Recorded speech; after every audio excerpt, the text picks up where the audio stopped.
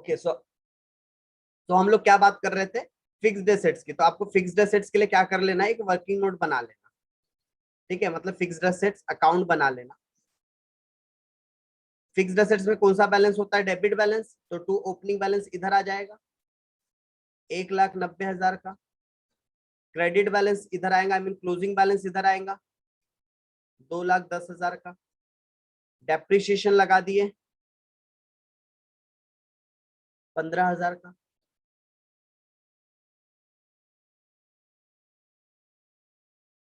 तो balancing figure कितना आ जाता है, 35,000। बैलेंसिंग फिगर कितना आ जाता है, 35,000। इसे नाम क्या दे देंगे, टू कैश अकाउंट। मतलब इतना मैंने एडिशनल परचेज किया हूँ। और लास्ट एक और एडजस्टमेंट है इशू ऑफ शेयर को लेकर। हमने 40,000 रुपए, सॉरी 40,000 बोल रहा हूँ, 4 लाख रुपए के टोटल शेयर कैपिटल, जबकि पिछले साल 3 लाख के थे, मतलब 1 लाख का नया इशू लाया। बट उस इशू में से हमने 50,000 रुपए क्या कर दिए, बोनस शेयर के तौर पे इशू किए, और 50,000 कैश मिल गए। तो जितनी कैश मिल गई ये तो fund from fund flow statement में सोर्सेज में आ जाएगा। बट जो 50,000 रुपए जनरल रिजर्व में से कम हुए, देखो आपको रिजर्व में से कम होते दिख रहे क्या, 50,000 ही है। ये किस बात के कम हो रहे पता है क्या, यही वाले जो बोनस शेयर आपने दिए।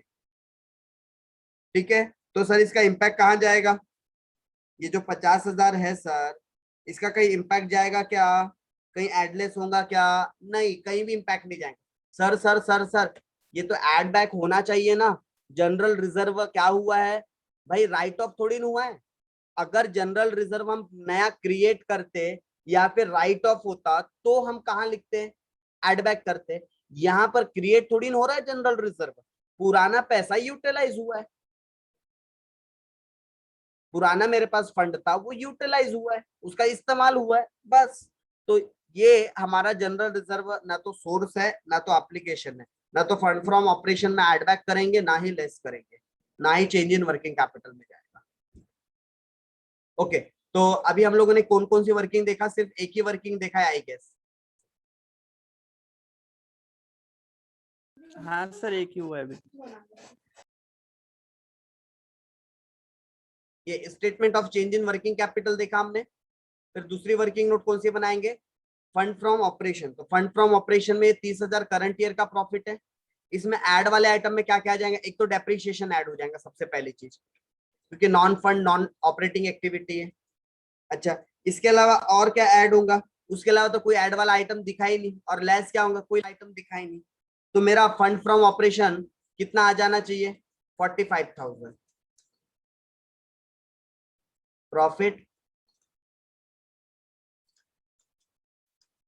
फ्रॉम फंड फ्रॉम ऑपरेशन के नाम से आप कितना ले लोगे, 45,000। बस अब इसके बाद आपको नेक्स्ट स्टेटमेंट बनाना है, कौन सा,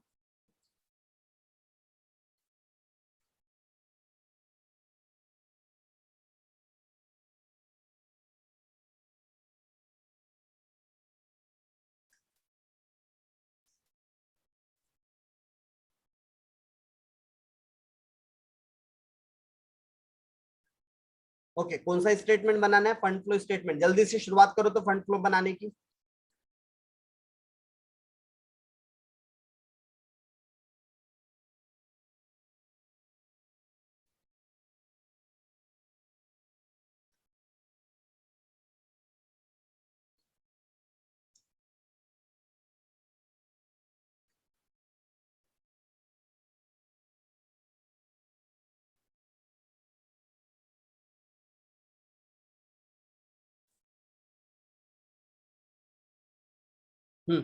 बताते चलिए कौन कौन सी चीजें एप्लीकेशन में आएंगी और कौन कौन सी सोर्स में जाएगी, एक एक करके शुरुआत से करते हैं। ठीक है, पहले तो वर्किंग नोट की चीजों को लिख लेता हूँ। मेरे पास प्रॉफिट आया था, तो प्रॉफिट सोर्स में आ जाता है, कितने का, 45,000 का। एक मिनट, आप लोग कीजिए, फंड फ्लो स्टेटमेंट बनाइए सोर्स और एप्लीकेशन का।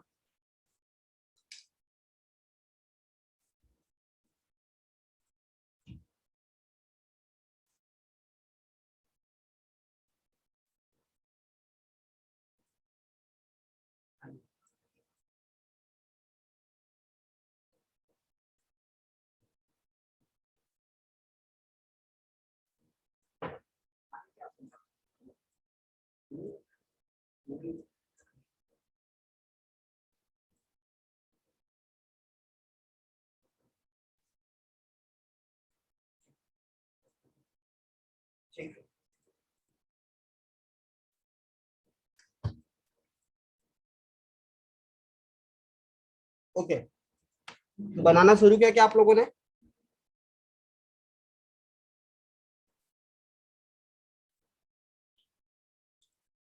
मेरी वॉइस आ रही है? हाँ सर आ रही है। तो 1 बाय 1 ये मैंने वर्किंग नोट से जो profit from fund from operation था वो लिख लिया, और इसके पहले I guess increase in working capital आया था, तो इंक्रीज कहाँ जाता है? एप्लीकेशन में। तो ये मैंने वर्किंग नोट की दोनों चीजें लिख ली। इंक्रीज इन वर्किंग कैपिटल कितना था? 60,000। तो अब इधर से जो जो चीज बच गई अब वो देखते हैं। करंट असेट्स तो पूरे क्लियर हो गए क्योंकि वर्किंग कैपिटल में आ चुके हैं। यस, ये फिक्स्ड असेट्स है, तो फिक्स्ड असेट्स के लिए हमने एक अकाउंट बनाया था रफली, ये देखो। तो इस सर अकाउंट ये के रिटेन क्या पॉइंट, क्या बोले? ये रिटेन अर्निंग वाला पॉइंट आएगा ना फंड फ्रॉम ऑपरेशन में? तो लिए ना हमने, ये देखो, ये है ना, हमने वर्किंग नोट बनाया ना फंड फ्रॉम ऑपरेशन। ये नहीं लिए ना सर। ये 60,000 में से 30,000 माइनस करके नेट लिया हूं ना। ये अच्छा ये क्लोजिंग बैलेंस है, ये ओपनिंग बैलेंस है। हमें करंट ईयर का लेना पड़ता है ना, क्लोजिंग में से ओपनिंग माइनस करके। हाँ ठीक है, यस सर। ओके, आगे और बढ़ते हैं। ये हम फिक्स्ड असेट्स पर थे, तो हमने देखो फिक्स्ड असेट्स का अकाउंट बनाया, लेजर अकाउंट बनाया था। तो हमें फिक्स्ड असेट्स में क्या मिला था कि 35,000 की हमने खरीदी की है फिक्स्ड असेट्स में, क्योंकि 1,90,000 का ओपनिंग बैलेंस था। 2,10,000 का ये सब मिट गया। यहां से मैं फिर से लिख लेता हूं भले ही। 1,90 का ओपनिंग बैलेंस था। इस ओपनिंग बैलेंस में से हमने डेप्रिसिएशन माइनस किया था 15,000 का। तो इसकी क्लोजिंग वैल्यू कायदे से कितनी होनी चाहिए थी? 1,75,000। ये हमारी कायदे से क्लोजिंग वैल्यू होनी चाहिए थी, बट हमारी क्लोजिंग वैल्यू कितनी है? 2,10,000। क्यों बढ़ गई हमारी क्लोजिंग वैल्यू? जब इतनी रहनी थी तो इतनी क्यों बढ़ गई? क्योंकि हमने करंट ईयर में 35,000 का सामान खरीदा है, तो हमने परचेज किया है, परचेज ऑफ मशीनरी। तो ये परचेज का इफेक्ट कहाँ चली जाएगा? एप्लीकेशन में। और ये 15,000 को हमने कहाँ ऐड बैक कर दिया? फंड फ्रॉम ऑपरेशन में। तो फंड फ्रॉम ऑपरेशन का तो इफेक्ट हम ऑलरेडी ले चुके हैं, बट ये 35,000 की जो हमारे पास से अब खरीदी हो रही है मशीनरी की, फिक्स्ड असेट्स की, मशीनरी मशीनरी नहीं, फिक्स्ड असेट्स की। एक मिनट, ऊपर ऊपर ऊपर आ जा।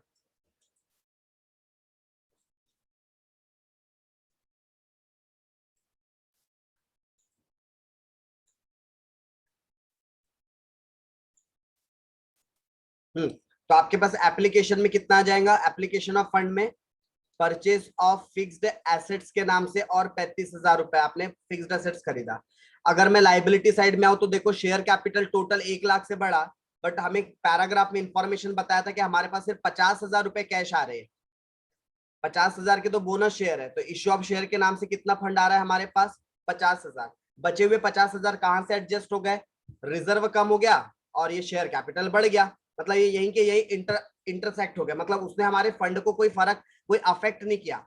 रिजर्व कम हो गया, शेयर कैपिटल बढ़ गया, तो वहीं के वहीं मेरा फंड ना तो बढ़ा ना तो कम हुआ, वहीं के वहीं दोनों एडजस्ट हो गए। तो इसको हम कहीं पर क्या नहीं करेंगे? कंसिडर्ड नहीं करेंगे। रिटेन अर्निंग हम ऑलरेडी ले चुके हैं, अकाउंट्स पेबल हम ऑलरेडी ले चुके हैं, सारी चीज हो गई है। टोटल मार लो, आई गेस टोटल 95,000 से टैली हो रही है, टोटल 95,000 से टैलीड हो रही है। एक बार देख लीजिए और मुझे बताइए जम रहा है कि नहीं जम रहा है वाला क्वेश्चन, जमा के नहीं जमा?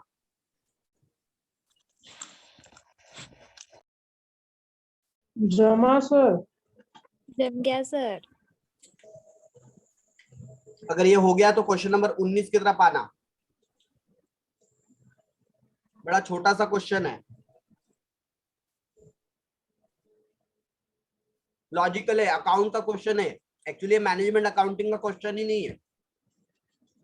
आपको ये बताना है कि आपने करंट ईयर में कितने रुपए की मशीनरी परचेज किए हो। एक्चुअली आपको मशीनरी का लेजर अकाउंट बना लो, आपको पता चल जाएगा। आप लोगों ने 12th में डेप्रिशिएशन, सॉरी 11th में डेप्रिशिएशन या 12th में कभी डेप्रिशिएशन पढ़ा है क्या चैप्टर? पढ़े होंगे सर। इतने सालों की बातें थोड़ी याद रहती है सर, है ना प्रज्वल? और अभी मैं पूछूं 5वीं की गर्लफ्रेंड कौन थी, तो बड़े पट्ट से नाम बताएगा। कहाँ सर, रहती तो बताते ना। मतलब याद रहता ना, रहती तो। 5वीं की गर्लफ्रेंड का नाम याद रहता अगर रहती तो। पांचवी में गर्लफ्रेंड सर, लड़कियों को मैं जानता तक नहीं था, गर्लफ्रेंड की बात कर रहे हो। अभी क्या बोला, रहती तो बताता ना सर, मतलब याद तो रहता ना रहती तो। अब भूषण से ही पूछ लो। फिर पांचवी में मेरे को गर्लफ्रेंड यानी नहीं समझता था।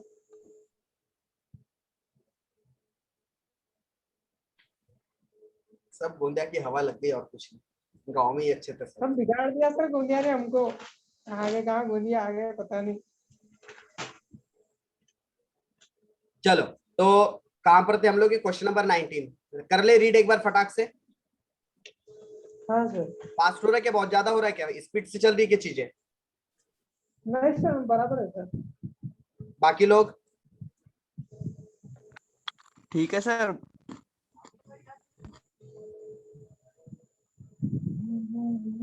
भूमिका चली गई? अच्छा भूमिका है, कौन चली गया? भूषण चली गया। भूषण चले गया सर, आपने बोले ना भूषण को। हाँ नाराज हो गया। चलो कोई नहीं, हाँ हम इधर बात कर रहे हैं। हमारे पास पहले क्वेश्चन पढ़ते हैं। ओपनिंग एंड क्लोजिंग बैलेंस दिया है मशीनरी अकाउंट का, ठीक है। तो चलो मैं एक मशीनरी का अकाउंट बना लेता हूं। मशीनरी का ओपनिंग बैलेंस किधर आएगा? डेबिट साइड में। तो ओपनिंग बैलेंस कितना है? 50,000। मशीनरी का क्लोजिंग बैलेंस किधर आ जाएगा? बाय क्लोजिंग बैलेंस के नाम से, क्रेडिट साइड में 75,000। ओके आगे पढ़ते हैं। रिस्पेक्टिवली फिर लिखा है कि 7,500 depreciation has been charge in this year.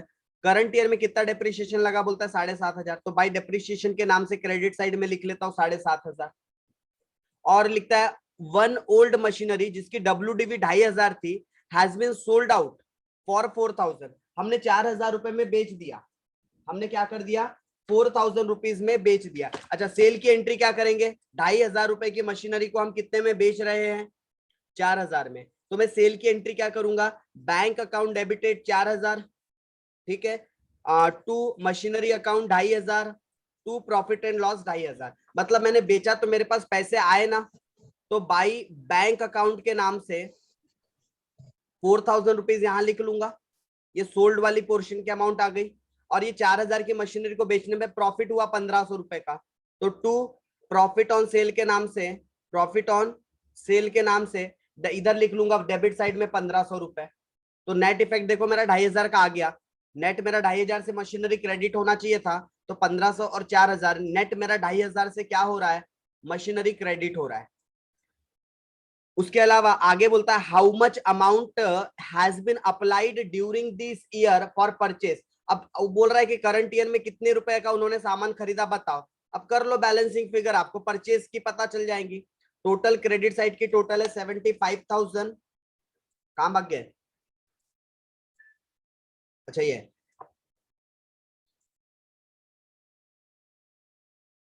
75,000 plus 4,000 plus 7,500, यानी टोटल हमारे पास 86,500 क्रेडिट साइड का बैलेंस टोटल है। जबकि इधर कितना था? ये ओपनिंग बैलेंस आई गेस ये 50,000 था और ये 15। 50,000। हाँ सर।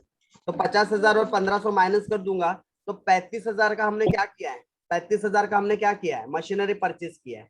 तो टू कैश या बैंक के नाम से purchase of machinery, purchase of machinery कितनी आई बैलेंसिंग फिगर? 35,000, ठीक है। अच्छा एक क्वेश्चन, ये क्वेश्चन को ना सॉल्व करने से पहले एक काम करो, मैं ना इसका एक आप लोगों को फॉर्मेट लिखवा देता हूं। मतलब हमेशा जब भी फिक्स्ड एसेट्स पर कोई एडजस्टमेंट आए तो आपने फिक्स्ड एसेट्स का क्या बना लेना है? अलग से अकाउंट। तो एक काम करो, आप लोग क्वेश्चन नंबर 18 तक सॉल्व करना पहले, फिर उसके बाद ना क्वेश्चन नंबर 19 सॉल्व करने से पहले ये चीज अभी लिखवा रहा हूं वो चीज लिखना, ठीक है। 18 तक पहले सॉल्व कर लो, फिर मैं कुछ अभी आपको कुछ नोट्स लिखवा रहा हूँ, ये नोट्स के बाद फिर क्वेश्चन नंबर 19 सॉल्व करना। और अगर किसी ने गलती से अभी सॉल्व कर दिया तो कोई चिंता नहीं, वो 19 के बाद लिख ले नोट को।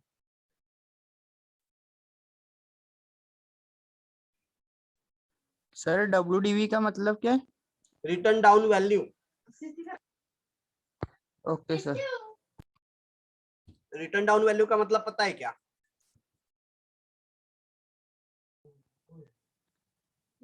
सर बता दीजिए। फिर ओके सर कैसे बोले?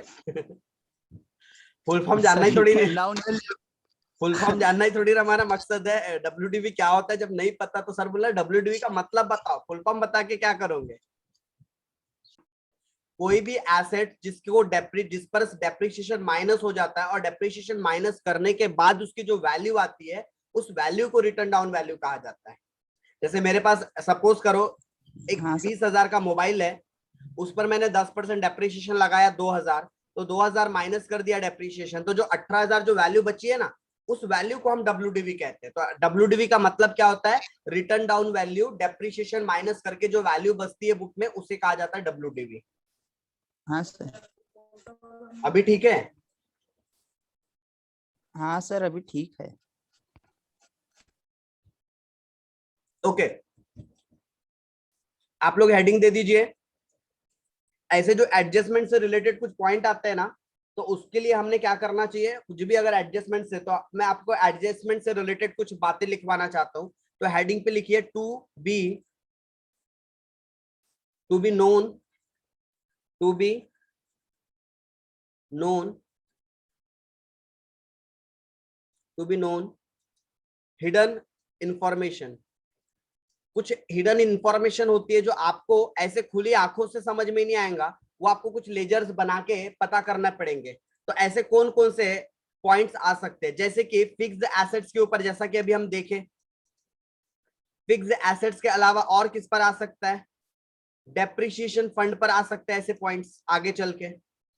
उसके अलावा आपको डेप्रिसिएशन फंड के अलावा प्रोविजन फॉर टैक्सेशन में आ सकता है पॉइंट, प्रोविजन फॉर टैक्सेशन में आप लोगों को हिडन एडजस्टमेंट्स आ सकते हैं। उसके अलावा आप लोगों को इन्वेस्टमेंट्स में हिडन एडजस्टमेंट्स आ सकते हैं। तो ऐसे आप लोगों को किसी पर्टिकुलरली या स्पेसिफिकली अगर अकाउंट के ऊपर आप लोगों को क्या दे रहा है, जैसे आउटस्टैंडिंग एक्सपेंसेस के ऊपर आ सकता है, या फिर प्रीपेड एक्सपेंसेस के ऊपर कोई एडजस्टमेंट आ सकता है। तो अगर आप लोगों को कुछ ऐसे पॉइंट्स आ रहे हैं जिसके लिए अलग से पैराग्राफ में इंफॉर्मेशन दिया है, तो इन सारे पॉइंट्स को हम कैसे शॉर्ट आउट करेंगे, ठीक है, इन सारे पॉइंट ऑफ को हम कैसे शॉर्ट आउट करेंगे। चलो, तो सबसे पहला मैं आप लोगों को सिखा रहा हूँ फिक्स्ड एसेट, जो ऑलरेडी सिखा चुका हूँ। फिक्स्ड एसेट्स का अकाउंट कैसे प्रिपेयर्ड करना है आपने, तो आपको अच्छे से पता है फिक्स्ड एसेट्स में हमेशा कौन सा बैलेंस होता है, opening balance, sorry debit balance. तो आपको हमेशा ओपनिंग बैलेंस किधर देखने को मिलेगा, डेबिट साइड में। उसके अलावा इसमें हमेशा क्लोजिंग बैलेंस किधर आता है, डेबिट, इधर क्रेडिट साइड में। मतलब इसका मतलब ही होता है ये क्लोजिंग बैलेंस, क्लोजिंग बैलेंस अगर क्रेडिट साइड में आ रहा है मतलब ये है कि ये डेबिट बैलेंस है, ठीक है, क्योंकि बैलेंस सीडी इधर होता है, बाद में बीडी अल्टीमेटली ईयर एंड होने के बाद बीडी इधर ही हो जाता है ये। तो टू क्लोजिंग बैलेंस आपका इधर आ जाएगा। अब इसके अलावा फिक्स्ड एसेट्स पर क्या क्या ट्रांजेक्शन होते हैं, डेप्रिसिएशन, तो आपने जितना भी डेप्रिसिएशन लगाया इधर आएगा। बाय बैंक अकाउंट के नाम से, बाय बैंक अकाउंट के नाम से जितने में भी आपने एसेट्स को सोल्ड किया है उसकी सोल्ड वैल्यू आ जाती है। उसके अलावा बेचने पर अगर कभी लॉस हो जाए तो बाय प्रॉफिट एंड लॉस के नाम से बेचने पर अगर लॉस ऑन सेल अगर हो जाए तो वो क्रेडिट साइड में आता है। लेकिन अगर बेचने पर प्रॉफिट आ जाए तो 2PL अकाउंट के नाम से इधर आ जाता है, प्रॉफिट ऑन सेल के नाम से। उसके अलावा 2 बैंक अकाउंट के नाम से अगर कुछ आपने एडिशनली परचेज किया है तो वो इधर आ जाता है। तो इतने आपके आइटम्स आ सकते हैं एक फिक्स्ड एसेट्स के अंदर। उसका ओपनिंग बैलेंस हो सकता है, ठीक है, उसका क्लोजिंग बैलेंस हो सकता है, उसको हमने कितने में बेच दिया, उस पर कितना डेप्रिसिएशन लगा था, बेचने पे प्रॉफिट हो गया, सॉरी बेचने पर प्रॉफिट हो गया, बेचने पर लॉस हो गया, और कितने में खरीदा एडिशनली। तो इस लेजर की मदद से आप इनमें से कोई भी मिसिंग फिगर फाइंड आउट कर सकते हो। अगर आपको क्वेश्चन में डेप्रिसिएशन नहीं पता, आपको पता है ओपनिंग बैलेंस पता है, क्लोजिंग बैलेंस पता है, कितने में बेचा पता है, बेचने पर प्रॉफिट हुआ क्या लॉस हुआ है पता है, तो आपका बैलेंसिंग फिगर डेप्रिसिएशन निकल जाएगा। आपको ओपनिंग बैलेंस दिया है, डेप्रिसिएशन दिया है, क्लोजिंग बैलेंस दिया है, और बेचने पर कितने का लॉस हो रहा है ये दिया है, बट यही नहीं दिया कि हमने कितने का खरीदा या कितने का बेचा था। तो आपको बैलेंसिंग फिगर सोल्ड या फिर परचेस पता चल जाएंगी। यानी कि कुछ इसमें से, इस फॉर्मेट में से एक आधा चीज कुछ मिसिंग होंगी, बाकी इंफॉर्मेशन दी होंगी, तो उसके बेसिस पर आपको चीजों को निकालना है। समझ में आया कि लेजर का मतलब? प्लीज एक बार हाँ ना में जवाब दे दीजिए। हाँ सर। हाँ सर। ओके। और इसके बाद जैसे डेप्रिसिएशन लगाते हैं, तो एक अलग से ना आप लोगों ने बीकॉम फर्स्ट सेम में डेप्रिसिएशन फंड मेथड पढ़ा है, याद है क्या? आप लोग कोऑपरेटिव सोसाइटी में डेप्रिसिएशन फंड मेंटेन करते थे। एसेट्स में से डेप्रिसिएशन की वैल्यू माइनस नहीं करते थे, क्या करते थे आप लोग? अलग से डेप्रिसिएशन फंड लायबिलिटी में लिखते थे, और जितना आप डेप्रिसिएशन लगाते थे उस फंड में ऐड करते जाते थे। याद आ रहा है कि ऐसा कुछ कोऑपरेटिव सोसाइटी के फाइनल अकाउंट में करते थे? हाँ सर। हाँ सर। तो अगर आप लोगों को बैलेंस शीट में डेप्रिसिएशन फंड दे दिया जाए और उसके ऊपर कोई हिडन एडजस्टमेंट हो, तो कैसे सिंप्लीफाई करेंगे? तो ध्यान दीजिएगा, फंड में हमेशा क्रेडिट बैलेंस होता है, इसलिए इसका ओपनिंग बैलेंस किधर आएगा? क्रेडिट साइड में, या उसका ओपनिंग बैलेंस है। क्लोजिंग बैलेंस किधर आएगा? इधर। ओके। करंट ईयर में हमने जितना भी हमने क्या किया, डेप्रिसिएशन लगाया है, वो इधर आएगा। जितना भी टोटल एक्यूमुलेटेड डेप्रिसिएशन है बाय पीएल अकाउंट के नाम से, जितना भी एक्यूमुलेटेड डेप्रिसिएशन आज तक लगा है, वो सब एक्यूमुलेटेड आपका डेप्रिसिएशन जितना भी चार्ज हुआ है उस पर्टिकुलर ईयर में, करंट ईयर में, वो यहां पर आ जाएगा आपका। और जितना भी असेट्स जब भी हम बेचते हैं, तो उसका हमें पूरा डेप्रिसिएशन का इफेक्ट खत्म करना पड़ता है। तो to transfer to fixed assets, sir यहां पर कौन सी अमाउंट आएंगी? जो भी एसेट्स, इफ अगर कोई हम एसेट्स सोल्ड कर रहे हैं, तो उस सोल्ड वाले पोर्शन पर जितना भी एक्यूमुलेटेड डेप्रिसिएशन लगा होगा, टोटल ईयर्स का, टोटल लाइफ में जितना भी डेप्रिसिएशन लगा होगा, वो सब हम एसेट्स अकाउंट में ट्रांसफर कर देते हैं। यानी कि आपको जनरली ये जो डेप्रिसिएशन फंड अकाउंट बनाओगे ना, यहां से आपको ये जनरली बैलेंसिंग फिगर मिलता है, ये फिगर या तो ये फिगर, दोनों में से कोई एक तो भी आपको बैलेंसिंग फिगर मिलेगा। ऐसे क्वेश्चन करेंगे, डोंट वरी, अभी क्वेश्चन समाप्त नहीं हुए हमारे, अभी तो मेन क्लास शुरू हुई है अपने फंड फ्लो स्टेटमेंट की। ठीक है, यहाँ पर आपके लगभग 39 के आसपास क्वेश्चंस हैं। अभी तक के तो सिर्फ कंसेप्ट बेस्ड क्वेश्चन आ रहे थे, अब तो फुल फ्लैश धीरे धीरे क्वेश्चन आएगा। 39, 40, 40 क्वेश्चन है टोटल। मेन चैप्टर तो अब शुरू हो रहा है, अभी तक तो सिर्फ आप ट्रेलर देख रहे थे। ठीक है, अभी भी शुरुआत, और 5-6 क्वेश्चन है जिसमें थोड़ा सा हम एडजस्टमेंट्स के इफेक्ट्स वगैरह सीख जाए। फिर जैसे हम 23, 24 क्वेश्चन तक पहुंच जाएंगे, फिर उसके बाद के जो 15 से 16 क्वेश्चन आने वाले वो कंप्लीट क्वेश्चंस होंगे। एक्चुअल में ये कंप्लीट क्वेश्चंस होंगे, आखिरी के 15-16 लास्ट।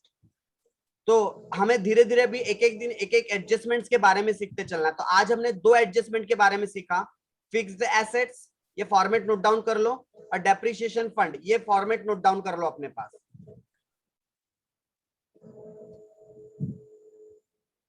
चलो, इनसे रिलेटेड क्वेश्चंस और आगे आएंगे, तो इनसे रिलेटेड क्वेश्चंस हम धीरे धीरे ग्रेजुअली करेंगे। तो क्वेश्चन नंबर 1 काम कीजिएगा आप 18 तक के, और 19 का अगर अभी थोड़ा बहुत समझ में आ चुका है तो कीजिएगा, नहीं तो फिर रहने दीजिएगा, उसको फिर से हम कल क्लास में एक बार और गो थ्रू करेंगे।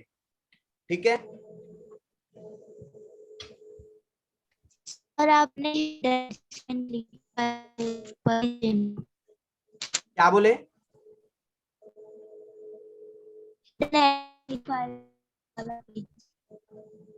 वॉइस नहीं आई बराबर, किसी को आ रही है क्या प्रॉपर?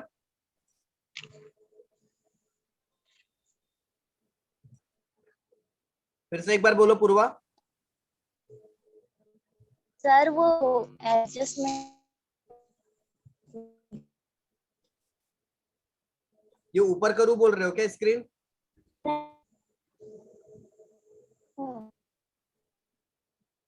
ये बोल रहे हो क्या? सर वो हिडन एडजस्टमेंट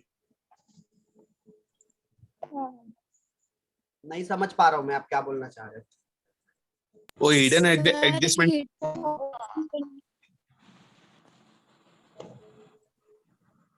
तो करूँ क्या मैं वो बताओ, मुझे करना क्या है? हिडन एडजस्ट में एक्चुअली क्वेश्चन नहीं समझ पा रहा हूँ। आप में से किसी को समझ में आ रहा हो तो प्लीज बता दो।